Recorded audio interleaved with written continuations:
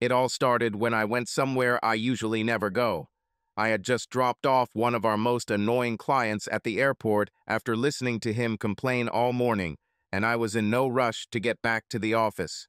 It was a dreary Tuesday, and it was hard to get excited about the day ahead full of contract reviews.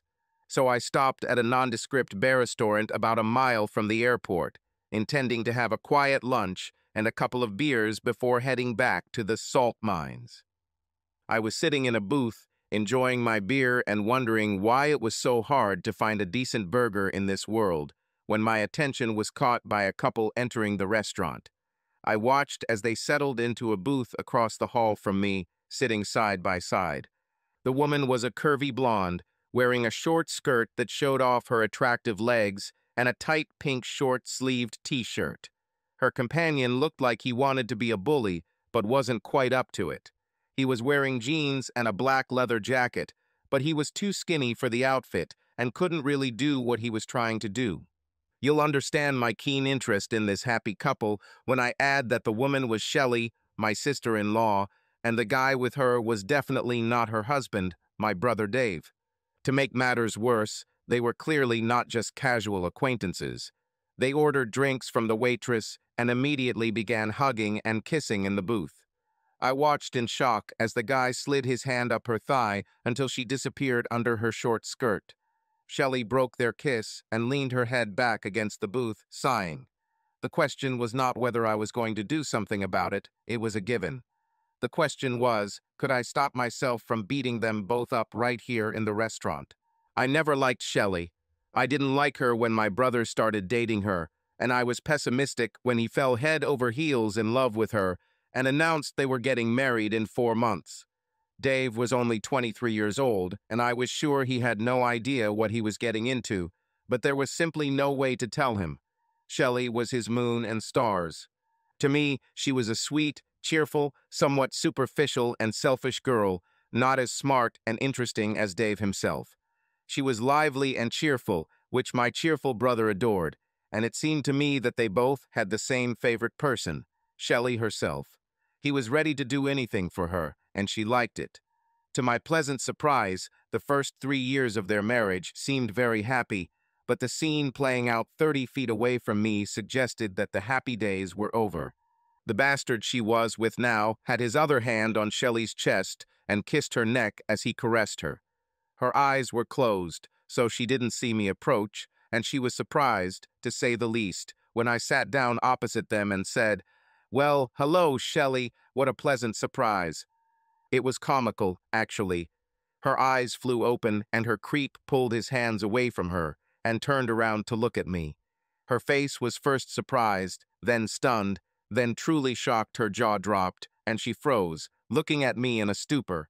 His face also looked surprised at first, and then became irritated. Before he could speak, I continued in a friendly manner. "How are you? How is Dave?" Then, turning to the bastard and holding out my hand, I said, "My name is Will. I'm Shelley's brother-in-law, her husband's brother." His eyes widened. He sat motionless, ignoring my hand. Shelley began to come to her senses, a little muttering. "Will, what? What a pleasant surprise. It's Robbie. He's a friend from, an old friend." "Did you caress her, Robbie?" I asked, still smiling friendly. "Looks like you really turned her on." Shelley gasped at this. Apparently, she hoped I didn't see what they were doing. Robbie suddenly jumped up, muttered, "I have to go," and, without so much as a glance at Shelley, quickly left the restaurant. "Sounds like a nice guy," I said casually to Shelley. "Why did he leave so suddenly?" Inside, I was absolutely frozen with rage. My brother adores this woman. He would do anything for her, and she thanks him like that. Messing around with some bastard with greasy hair and a bad mustache like Matt Dillon. Shelley looked scared. Her face turned pale. "Will, I think you must have misunderstood. We just... Her voice faded. She didn't have the slightest idea how to finish this sentence. I watched her for a minute before I spoke. "You're a sneaky, cheating bitch." I kept my voice low, but I'm sure my rage was very obvious. "Dave adores you, gives you everything you could want, But that's not enough for you, right? You have to hang around behind his back with dirty guys like this guy. How long has this been going on, huh? How many other boyfriends have you had? How are you? What do you think Dave will think about all this? No, Will, please. She grabbed my hand and squeezed it desperately. Please, please, you can't tell him, please. I'll do anything. I just looked at her. Don't tell him. Not telling my only brother that his wife is cheating on him. Shelley was either dumber than dirt or too dazed to think clearly. Dave was my best friend and had been since childhood. I would do anything for him, and even Shelley should have understood that. I released my hand. Why shouldn't I tell him? Doesn't he deserve to know who he's really married to?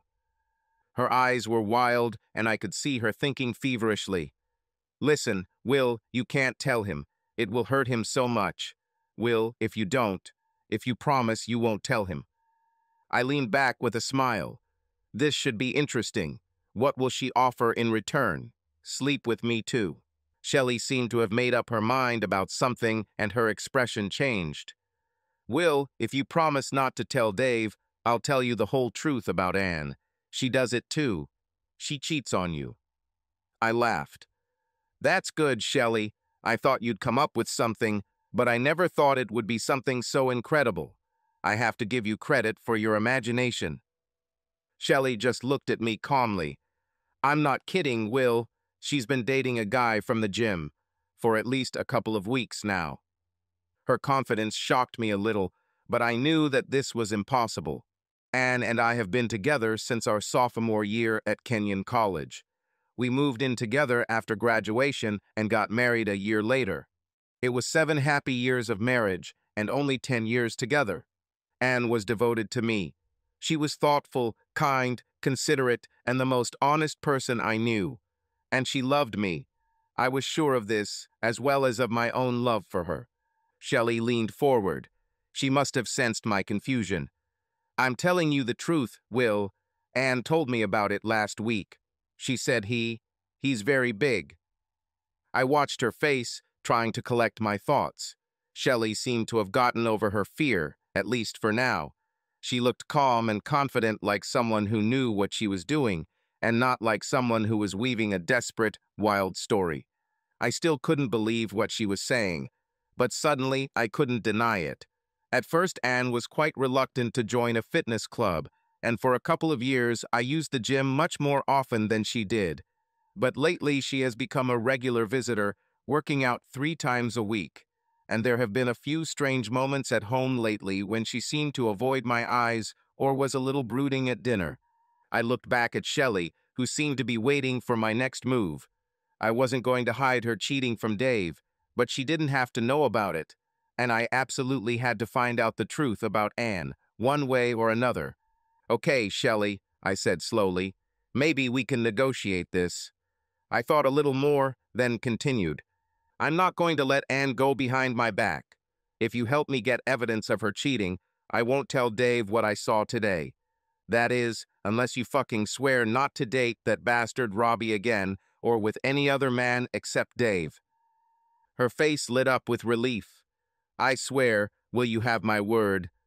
As if it meant anything to me. What do you want me to do? She asked me. I want to hear everything about Anne's betrayal from Anne herself in her own words. I will give you a tape recorder that you hide in your apartment. Invite Anne, give her wine, and have a heart-to-heart talk. Make her tell you everything about it. I want to know who this guy is, when and how it started, how often she's with him, and why she thinks it's okay to sleep with another guy behind my back. As I spoke to Shelley, I realized that I already half believed her crazy story about Anne being unfaithful. This idea made me furious. Shelley nodded. Okay, Will, I can do this. You'll probably have to loosen her up, be sure to tell her the details about your affair too, so it looks like a real intimate conversation. By the way, I continued sarcastically, is Robbie the only one who got into your panties, or are there others? He's the only one, she said quickly, blushing, and I didn't believe her for a minute. 20 minutes later, I was driving back to the office, thinking dark thoughts about the end of Dave's marriage and the possible end of mine. You would think that my first call would have been to Dave to tell him that I saw Shelley cheating, but I knew I couldn't do that. I was always the reliable older brother, and Dave was the charming and outgoing younger brother. He had a lot of girls in school and college, although none of them lasted long because he was fearless and could talk to anyone. One of his college roommates once said that Dave could talk a snake into skinning him. It certainly didn't make sense when you think about it, but we all knew what he meant. But for some reason, when Dave met Shelley, everything changed. Instead of being a charming, confident guy who was chased by women, he became a schoolboy with a crush. Within a month or two, Shelley had become completely mesmerized by Dave. He was determined to marry her, and no one could even try to dissuade him from it. Dave absolutely idolized Shelley to him. She could do no wrong. I once made the mistake of slightly criticizing her for an insensitive remark she made to our mother. He exploded and didn't talk to me for a week. So I knew I couldn't talk to Dave until I got the tape. He simply would not have believed that she was cheating if he had not heard these words from her own lips. I realized that I had hoped against hope that Shelley was somehow lying or mistaken that Anne was faithful to me, but it seemed less and less likely. Shelley could have been lying to me out of desperation, but then I would have been even angrier when I found out it was all bullshit. When I got back to my office, I pulled out a notepad and made a few notes about what steps I would have to take if the worst turned out to be true. Credit cards, selling a house, titling cars, and so on. How I hoped that I would be able to throw away this piece of paper in a few days. When I returned home for dinner, Anne was humming happily in the kitchen as she put food on the table. She greeted me with a big hug and kiss and seemed like the same loving wife I was happy to see at the end of the day for the last 7 years. I knew that I would have to hide my suspicions for several days, play the role of an innocent husband, but it was not easy. I loved her, but underneath the surface I was angry and hurt, and I wasn't sure if there was a reason for it. We chatted over dinner, but during dessert, when she mentioned that she had been working out at the gym that day, I couldn't resist a little probing. "You've been working out so hard lately, honey," I said casually. "Are they giving out free ice cream at the club these days?" She laughed, but I noticed a slight blush on her face. "No, darling, I just love how good I feel after a good, sweaty workout, then a shower and going home to my loving husband. Plus, a few weeks ago, those black pants you like started to be a little too tight for me. Now they fit perfectly." She glowed with love for me, and I was amazed at how beautiful she was and how much I loved her. God help her if she really is cheating on me, and God help me too. Ignoring the official court calendar, my marriage actually ended exactly 1 week later, on yet another Tuesday. Shelley and I arranged everything. I got a small tape recorder for her to hide in her living room, and she arranged for Anne to come over for lunch on Tuesday afternoon. All that day I sat in my office, pretending to work, thinking only about what women were talking about and what it would mean for my life. At 4:30 Shelley called and said, "We're all done, Anne just went home." "Did she tell you about this?" I asked, still praying that it was all a mistake. "Oh yeah," Shelley giggled. She was clearly a little drunk. "I told her about Robbie, and she told me about Marion. Everything about Marion," she giggled again. "He seems like a really big guy." I realized that I was gripping the phone so tightly that my fingers were hurting. "Okay," I said. "I'll pick you up in 20 minutes. When I got to Shelley, she met me at the door with a tape recorder in her hand. "Remember, Will, you promised." "Yes, Shelley, he won't hear anything from me." "And you can't let Anne find out I recorded her ever. Otherwise, she'll be furious and tell Dave." I simply nodded, then turned and left. That evening was one of the most painful moments of my life. I knew I wouldn't be able to listen to the recording until Anne fell asleep. Until then, I had to continue to pretend to be a loving husband. Anne was a little tipsy. She told me she had spent the day with Shelley and drank a lot of wine, and what's more, she was in love. No, she was even very excited. As soon as we finished dinner, she pulled me into the bedroom, saying, "Honey, do you have something for me tonight?" in a flirtatious tone. "Will I be able to do this? Do I want to do this?" It occurred to me that this might be the last time I would have sex with Anne, and I still hoped, despite all reasonable arguments, that she had not cheated. So I followed her into the bedroom and we had sex. It wasn't love, at least not for me. My heart was too torn and my mind too worried. Anne didn't seem to notice anything. She was eager and responsive. For me, it was bittersweet, pleasant, but incredibly sad. We lay in each other's arms for a while and then had sex again. A few minutes later, Anne was fast asleep, snoring softly on her side next to me.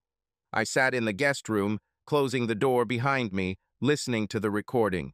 The first few minutes of conversation between Shelley and Anne were light and casual. Shelley continued to pour the wine, and after a while she admitted to Anne that she had a confession.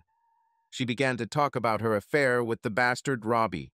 It was quite clear that Anne already knew about this affair. Shelley was simply sharing juicy details to relax her. In fact, Shelley did a great job.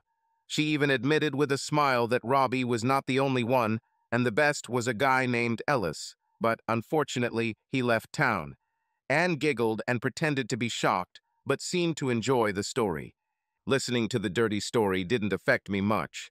I already knew who Shelley was, and explicit details would only make it even easier to convince Dave that she had indeed cheated on him. I waited patiently to see what would happen next, resisting the temptation to fast forward.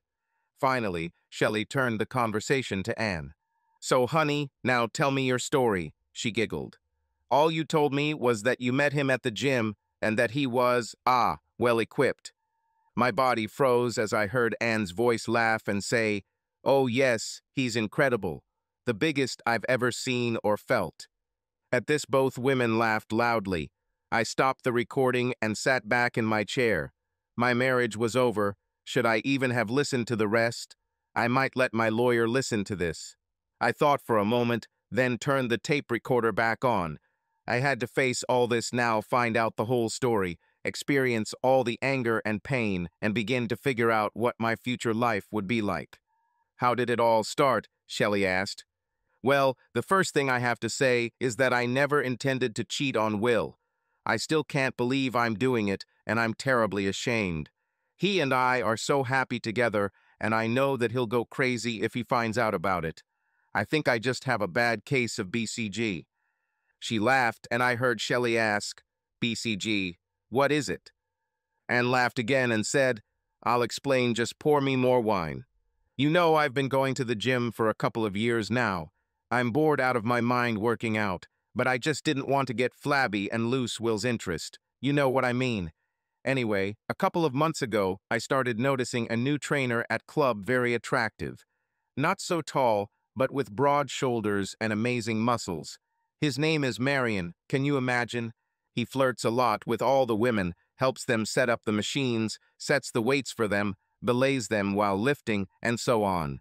One day, I saw him talking quietly to Patty McAllister, a woman I used to work with. She's a redhead, very beautiful. Well, I watched their conversation, then he disappeared into his office in the back. After a couple of minutes, I accidentally turned around and saw Patty quietly entering the office. I smiled to myself because it was clear what was going on, but I still didn't think about it until later.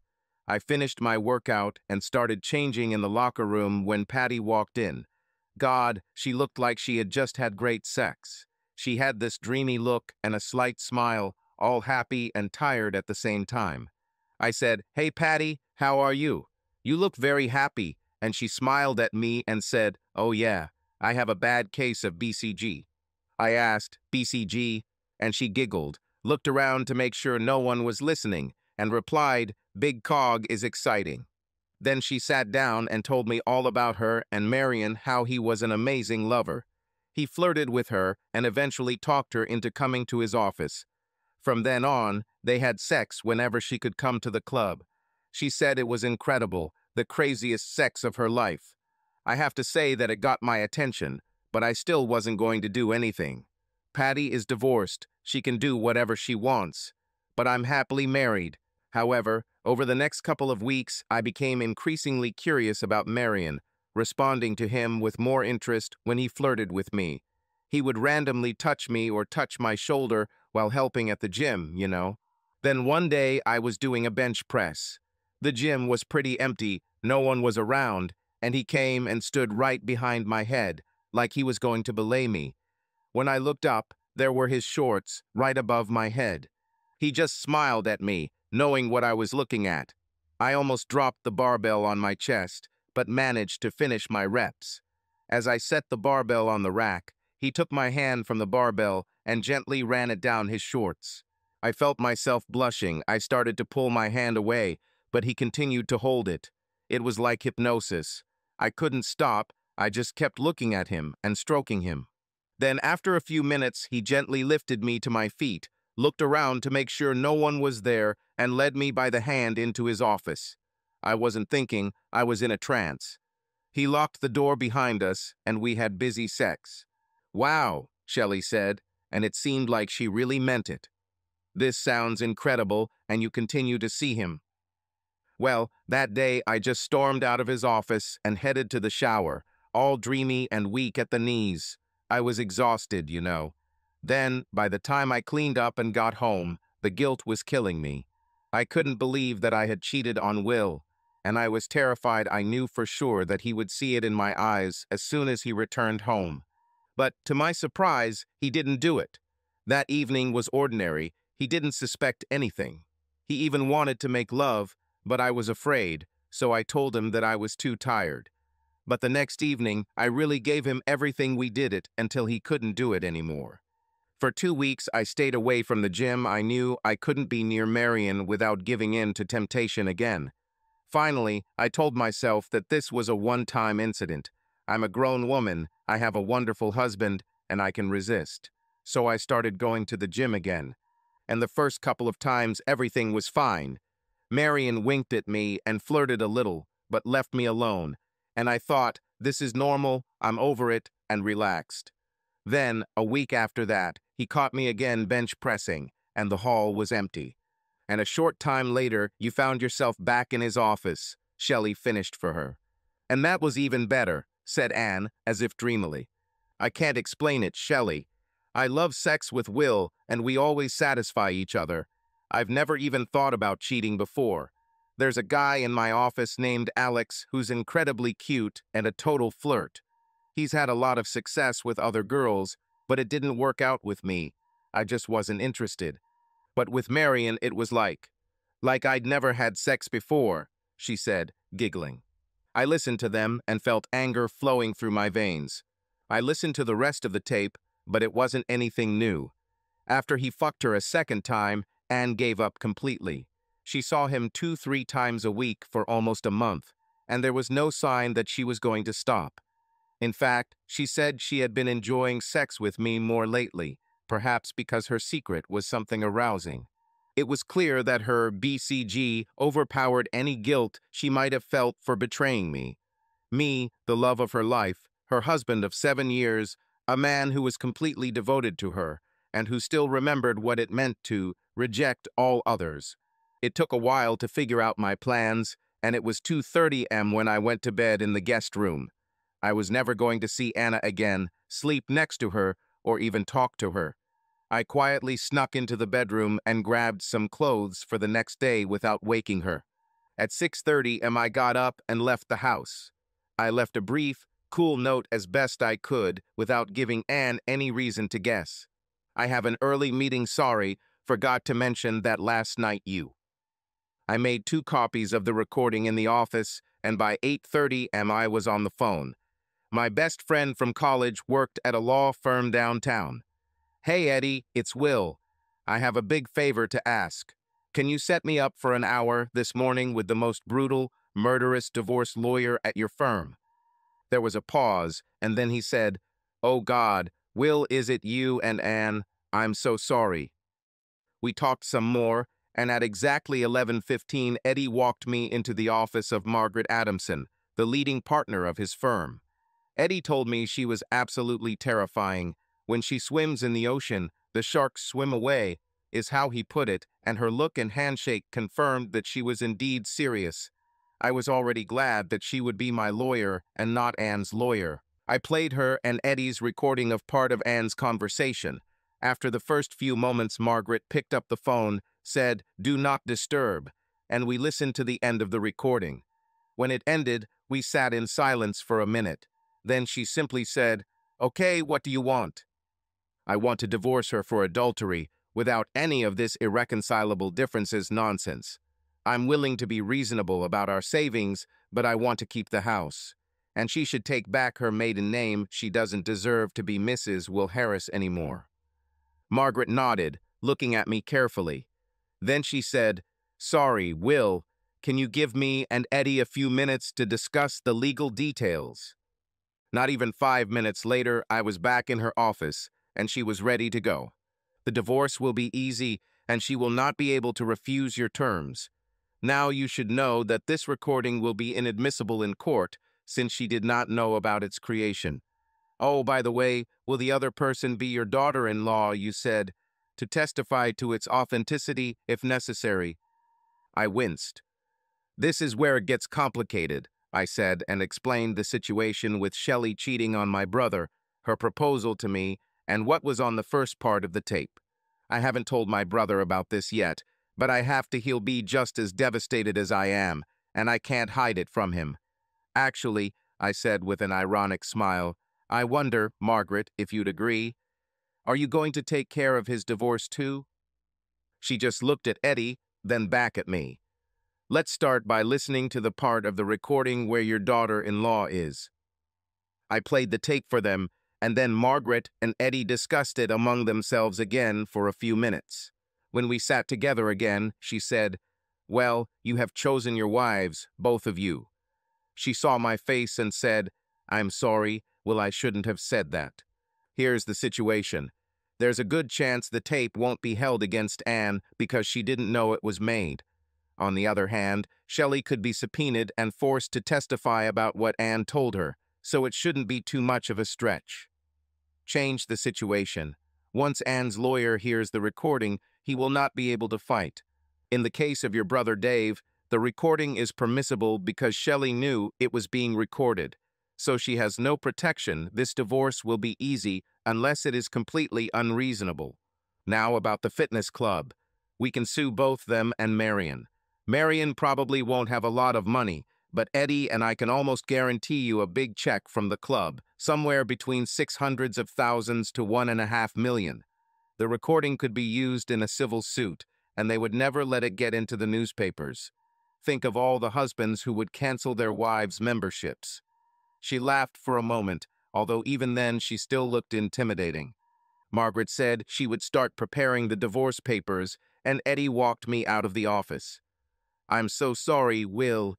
Margaret will get you what you want, I guarantee it, but I still feel terrible about what happened." I tried to smile. "It's okay, Eddie.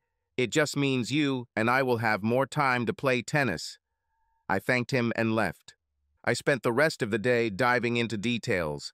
I agreed with the locksmith to meet at the house at 4:30. I scheduled dinner with Dave so that I wouldn't be home when Anne returned. I blocked her credit cards and set up separate accounts for our money, and I wrote her a note. It took several tries. It's not easy to say goodbye to the love of your life, even under these circumstances. When I finally finished, I put it in an envelope, wrote Anne's name on the front, and left it at the house.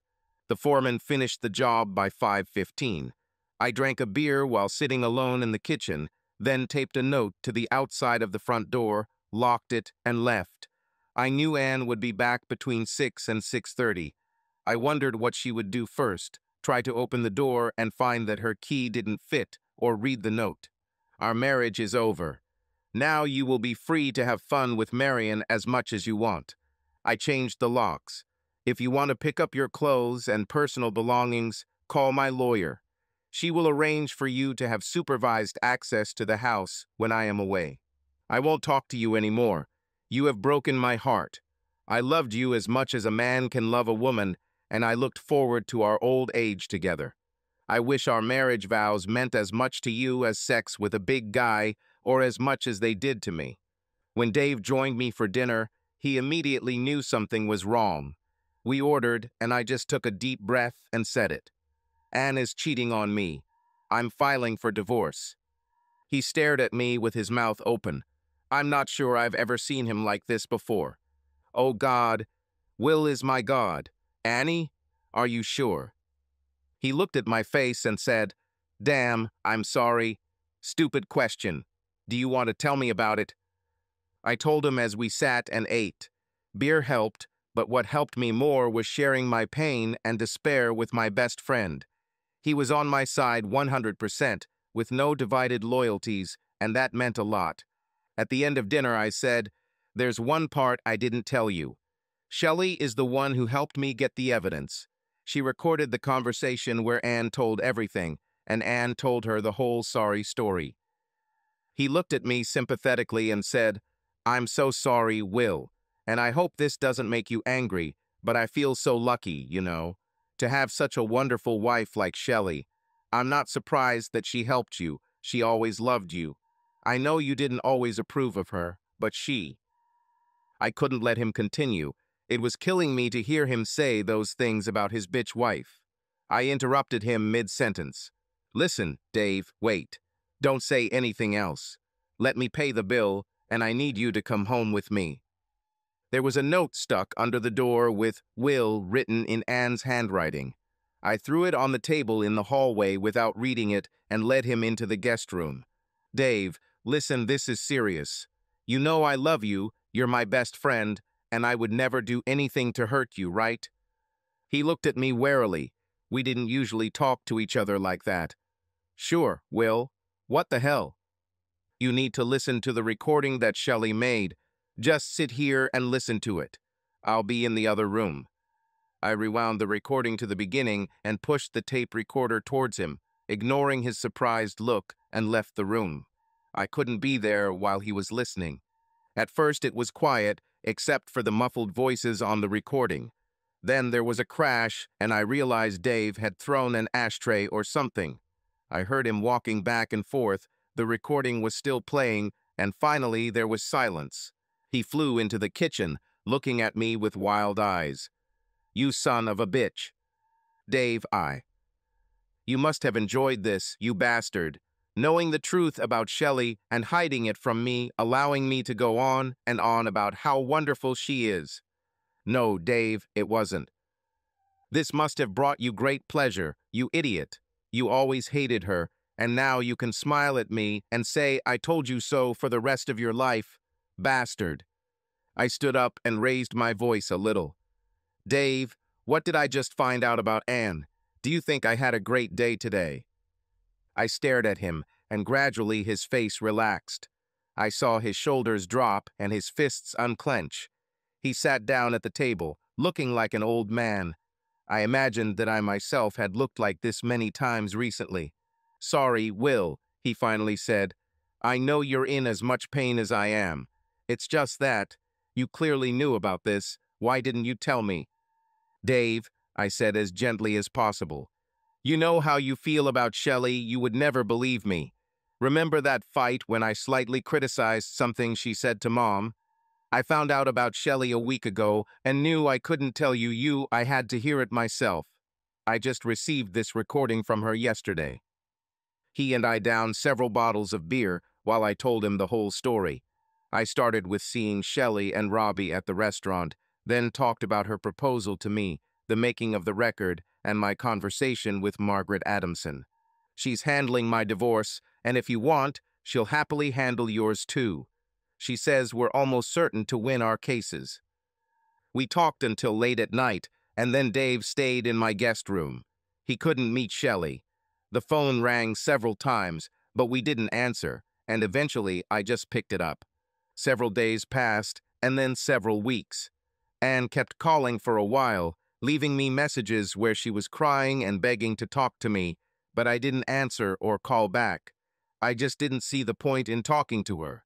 She tried to find me at work, but I asked our secretary to warn me, and I left the office every time she came. I saw her car parked in front of the house a couple of times when I was returning from work. Then I would just drive by and stay somewhere for a couple more hours until she left. Margaret Adamson did a great job. The divorce papers were served. She fended off every legal maneuver Anne's lawyer tried to pull off, and a trial date was set. In his first conversations with Margaret, he insisted that there had been no betrayal. Once she sent him a copy of the recording, we never heard that statement again. Instead, he indicated that the recording was unacceptable. Margaret didn't even bother to answer that. She just sat and waited, and as the trial date approached, Anne's lawyer finally called Margaret and asked for a settlement meeting. The day after listening to the tape, Dave moved out of the apartment he shared with Shelley into my guest room. He drove there and watched the place until she came out. Then he called me. The two of us packed all his things and got out of there in less than 2 hours. He told me, "I don't want to see her. I don't want to hear a word she says. I just want to get as far away from her as possible." His eyes began to fill with tears, and I turned away. Was it good or bad that I knew exactly how he felt? Shelley left me some angry, abusive messages at home, a nice contrast to Anne's contrite messages. After a day or two, I began filtering messages, deleting any from Shelley or Anne as soon as I heard their voices. Shelley called Dave at work and wrote him letters, but he never responded.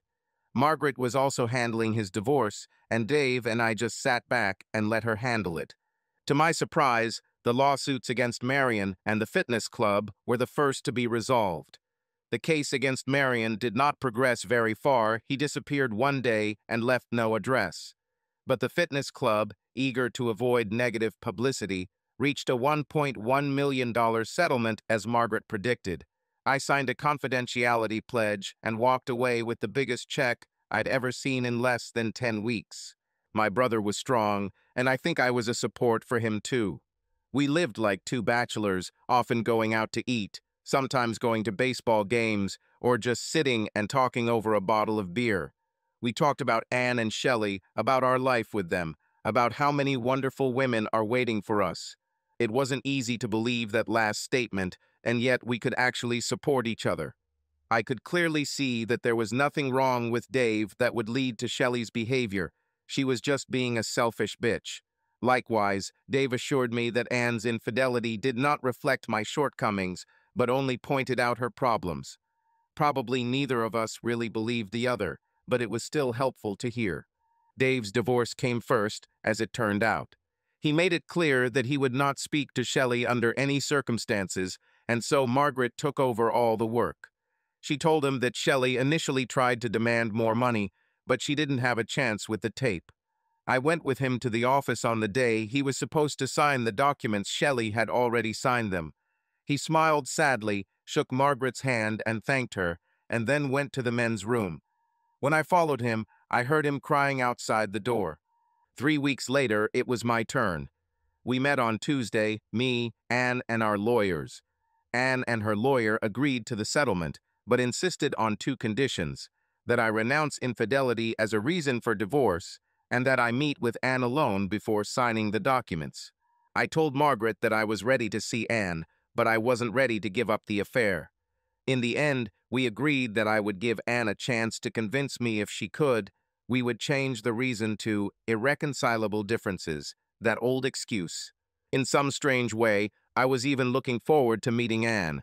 Maybe I'm a masochist, but I loved her for 10 years and couldn't imagine just leaving without telling her. When I arrived, Anne was sitting in the conference room, wearing the blue dress that I had always loved. Her hair was shorter and looked great. She was pale, but still the same beautiful woman I had loved for so long. "Okay, Anne, this is your meeting," I said neutrally. My heart was pounding, but I tried to look calm. "Just 2 things, okay? Please don't tell me how much you love me, and don't say it was just sex." She blushed, and I saw tears welling up in her eyes. "Will, I'm so sorry, but how can I not say these things? I messed up, pure and simple. I was selfish and thoughtless, and I hurt you. But it was just sex, nothing more than a stupid impulse that I gave into. You can't imagine how many times I replayed this and wished it had never happened." "Yeah, well, but it happened, didn't it? I wasn't going to make this easy for her. Just being in the same room with her, knowing that we were about to be separated forever and why, broke my heart all over again. I went to the window and began to look out, not wanting her to see my exhausted face. Behind me, I heard her quiet sobs. Honey, it didn't mean anything. See, it was the stupidest, most hurtful thing I could do, I know it. But it didn't mean anything to me. It has nothing to do with how I love you so much. I let her talk a little longer, listening to her pleading tone, the sweet voice I've always loved, but not hearing a single word that I didn't anticipate. She had nothing new to tell me and nothing that mattered. After a while, I returned and sat directly opposite her. And, just so you know, I still love you, very much. But it's over between us. She started crying again. You took from us, the most precious thing we had, except our love, the bond of trust between us. How can I make love to you again, knowing that I'm wondering who's in your head, me or Marion? How can I know who you love and who you want? And how can I live with you every time you're 10 minutes late, wondering where you've been, wondering what you did on your lunch break, afraid that you found yourself another big pleasure sex? I waited, but she didn't know what to answer. Finally, through sobs, she said, "Please, honey, please, can't you give me another chance? And think about this for a few minutes. What if I met some girl with amazing big breasts and started sleeping with her on the side for a few weeks? No one I liked or respected, just a sexy girl I was with. Would it be pure physical pleasure that I never received from you? And then you would find out about it. Would you be able to stay with me? Would you be able to overcome the feelings of pain, the feeling of complete betrayal? Would you be able to cope with the doubts about your own attractiveness, the fears that you would never be who I really want?" She looked up at me with the saddest eyes I've ever seen. "Will, I shouldn't think about this. I've been thinking about this for weeks. Could I forgive you? Could I come back if it were the other way around?" And the answer is, no, I couldn't. I just couldn't handle these feelings. I know that. So I'm asking you to do what I couldn't, be a braver, stronger person than I once was, or could have been, and give me a chance to make it up to you, a lifetime to show you how much I love you. There was silence. A minute, 2 minutes while we looked at each other, both thinking about what we meant to each other and how we got to this point. I stood up slowly, hating myself and hating her for the fact that she cheated on me, and now for the fact that she brings it all back on me again. I don't know if I can't do it, or if I don't want to do it, but I'm not the brave and strong person you want me to be. Goodbye, Anne. I waited at the open door for a moment, looking back, giving her a chance to have the last word. She hung her head, crying. She didn't say anything else. Margaret was waiting for me at the end of the corridor, with a surprisingly sympathetic expression on her hard face. "Even if there are irreconcilable differences," I muttered, "it doesn't matter to me." Dave and I were sitting at the kitchen table. We drank a little, but weren't drunk. "Listen," I said, "I have some plans." He nodded, and I continued. "After attorney fees, I still have almost $800,000 left from this settlement. I invested all but $50,000 in safe places so that we will have a nice nest for our old age. But the last $50,000 is for the Will and Dave Harris Recovery Fund, and we'll start spending it. I rented us a 4-week, 2-bedroom condo in Cancun, starting in 2 weeks. Go tell your job you're taking a vacation. We'll be gay bachelors, 2 gay divorcees, if you know what I mean." He just raised an eyebrow, and I laughed. "No, idiot, cheerful means joyful. We've sat in sadness long enough, telling each other how we were deceived." Cancun was a blast, or at least as much as it can be for 2 guys going through a breakup.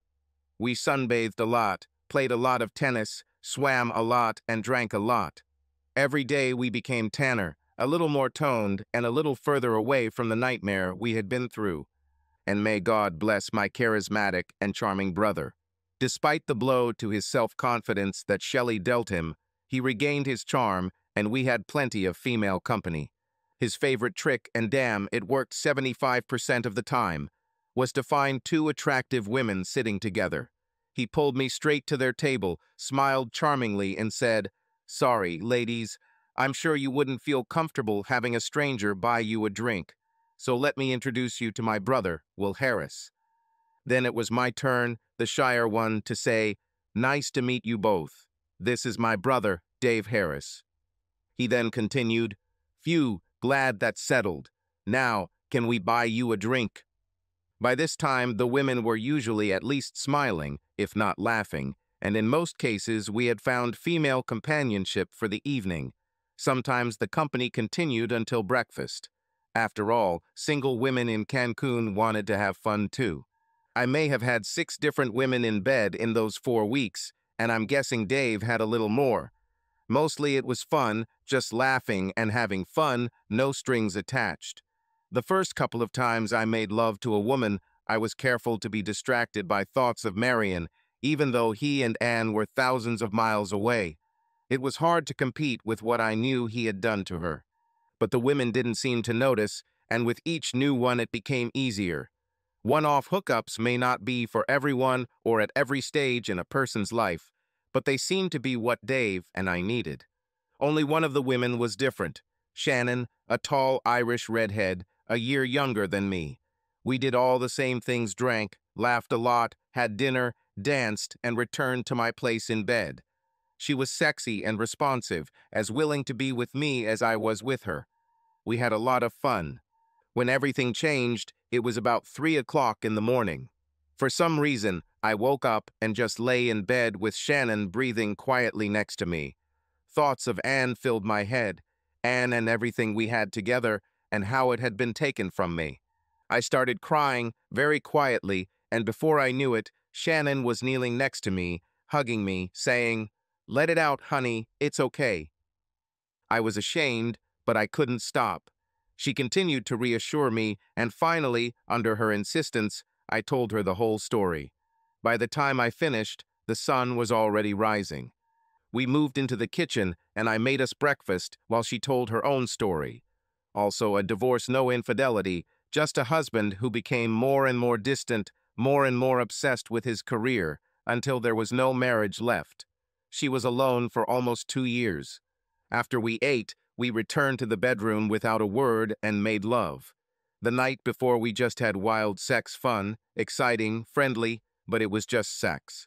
This time we looked into each other's eyes, whispered tenderly, and reached a completely different level of intimacy. My one-time affair with Shannon turned into 4 wonderful nights, and the day she left, my brother Dave was a little worried about me, I think. "Come on, brother, it's time to meet some new ladies," he insisted. "She was special," I said quietly. "I believe you," he replied. "I liked her too.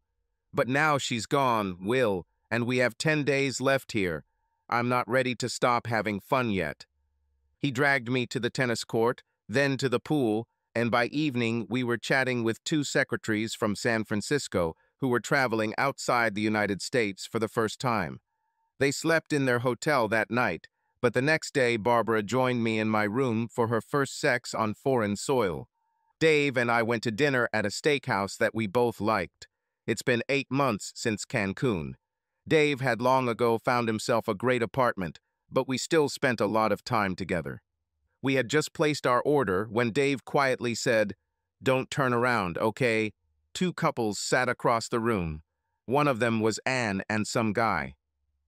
I was grateful for the warning. My heart suddenly began to pound, and I didn't want my reaction to be noticeable. I waited a few seconds, then casually turned around and looked across the dance floor.